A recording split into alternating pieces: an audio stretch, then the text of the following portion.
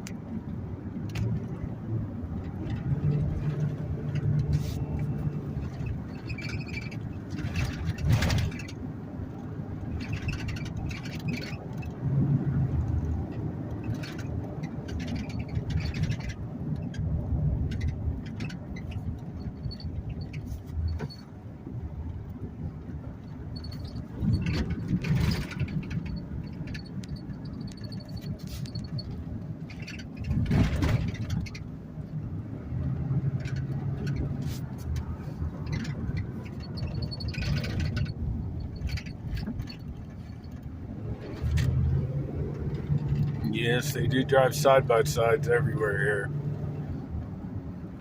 especially to the dollar store.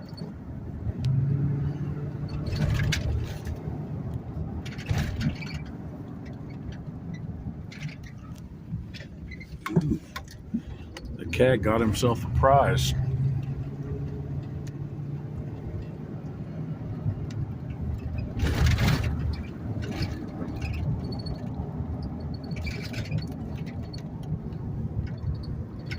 This where it opens up. It's kind of nice out this part.